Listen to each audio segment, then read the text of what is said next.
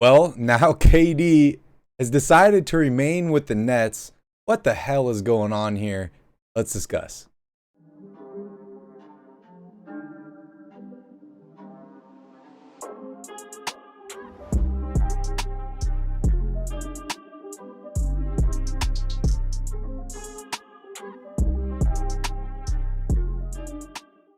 What's up, ballers? Welcome back to the bar. My name is Barry. I will be your host today. If you love basketball and you love bars, make sure you smash up that like button down below. And while you're down there, consider hitting that subscribe button. We put out fresh NBA content almost daily, and we are live every single Wednesday night for Wednesday night parties. Also want to remind you all real quick, we are giving away a $250 Fnatic gift card. All you need to do is click on the link at the end of this video, follow the instructions. You will be entered in to win. All right, let's go ahead and dive into this story. So the Brooklyn Nets released a tweet today saying, Steve Nash and I, together with Joe Tsai and his wife, met with Kevin Durant and Rich Kleiman in Los Angeles yesterday. We have agreed to move forward with our partnership. We are focusing on basketball with one collective goal in mind: build a lasting franchise to bring a championship in Brooklyn. This is a strange turn of events after KD just 2 weeks ago gave the Nets owner an ultimatum: either you fire Sean Marks and Steve Nash or you trade me. There is no in between. This is not going to work out. Well, it looks like Joe Tsai, successfully called KD's bluff here and got KD to at least commit now to the Nets. We'll see if they start losing some basketball games, if more happens. We know that winning solves a lot of different things, but as of right now, KD has agreed to remain with the Nets this season, and I honestly think that is the best move for him and for the Nets so far. So let's talk a little bit about what this means and why this even happened in the first place. For me, the main cause of this, Kyrie Irving, right? We heard about all the drama last season with the vaccination, that stuff, whether allowed to play, banned from practice, couldn't be a part-time player, all that stuff. But the reality of the matter is KD came to Brooklyn because of Kyrie. They both agreed to go there together. They are friends. They believed in themselves as partners. They both want to win a championship. Without a LeBron James or a Steph Curry, they need to prove themselves to the world in their minds that they can do it themselves. They can create a culture and win a championship by themselves. That is still very, very possible. We'll discuss that here in a bit. But things got a little tricky last season with Kyrie Irving not getting vaccinated, being barred from the team. There seemed to be some separation there between Nets management, KD, and Kyrie Irving.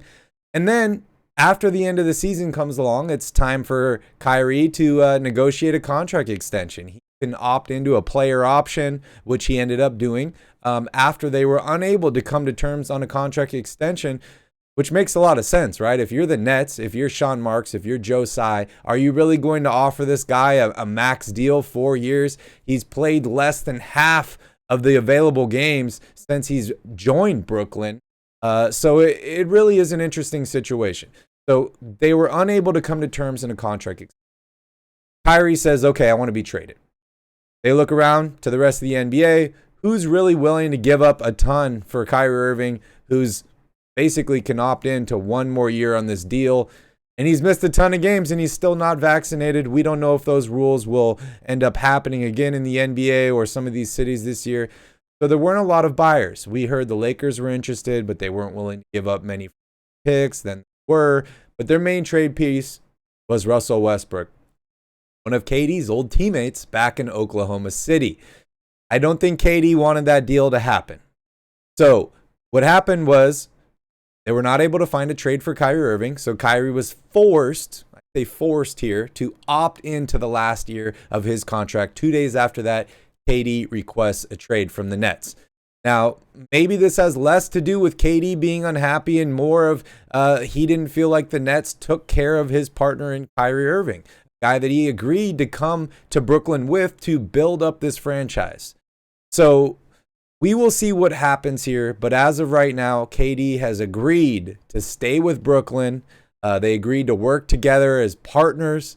We will see what exactly happens here, what this means for him, what this means for Kyrie Irving, and what this means for the rest of the NBA. For me, this is a huge win for every team a huge loss for every team in the Eastern Conference, and actually a huge loss for every team in the NBA, because this Brooklyn Nets team on paper is probably one of the most stacked teams in the NBA. We'll dive into that roster here in a little bit, but keeping this core together does not go well for the Boston Celtics, the Miami Heat, the Milwaukee Bucks, all these teams that are going to have to face them in the playoffs.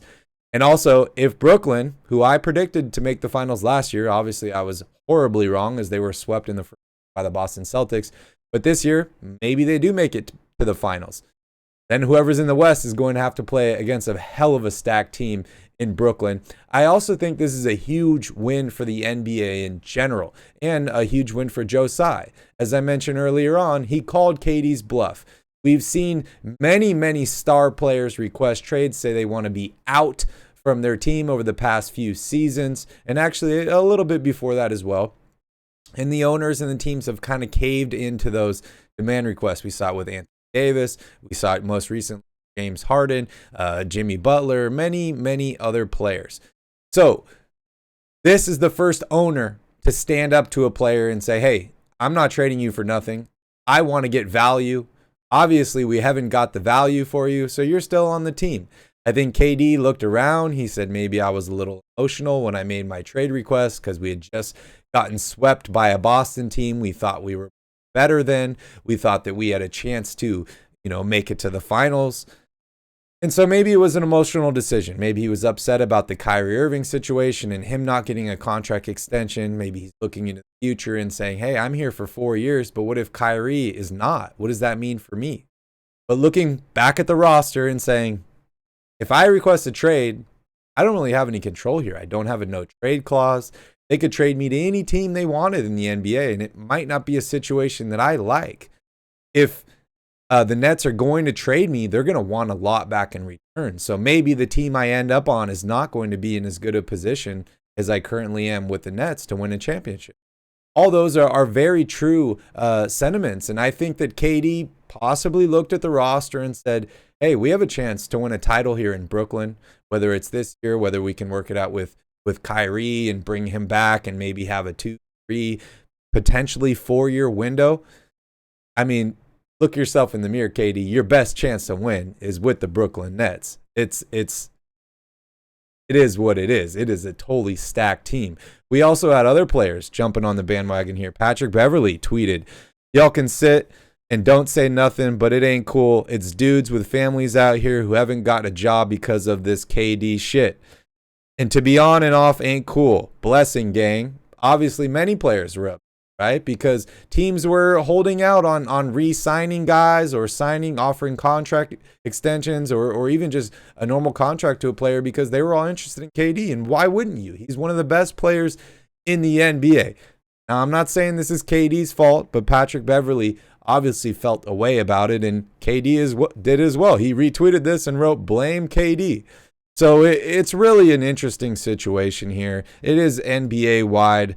But just to look here at this Brooklyn Nets roster, starting point guard Kyrie Irving. They have Patty Mills coming off the bench. Shooting guard, you have Joe Harris, who's returning from injury last season. You got Seth Curry. And at the small forward position, obviously, you have KD. They brought in Royce O'Neal this offseason. You have Ben Simmons starting at the 4. They brought him in the James Harden deal. He has not played a single game for Brooklyn. And then you have Nicholas Claxton at the center position, followed by Day'Ron Sharpe. There's a couple other guys on this list. TJ Warren they brought in this offseason. This team is absolutely stacked. Whether they can put it all together is yet to be seen here. But this is a really good Brooklyn Nets team on paper. We will see if they can make it work. If they can, they could be the favorite to win the NBA Finals this season. I want to hear from you all down below in the comments. Let me know what you think about this situation. If KD made the right move to remain with Brooklyn, whether the Nets should have traded him, and how you think this ultimately will end up. Will they win a championship this season? Will the team end up getting blown up at the trade deadline or potentially next offseason? I'd love to hear from you all. Also, don't forget to smash that like button, hit that subscribe button, and click on this link to win that $250 Fanatics gift card. Thank you guys so much for watching. We'll see you in the next video.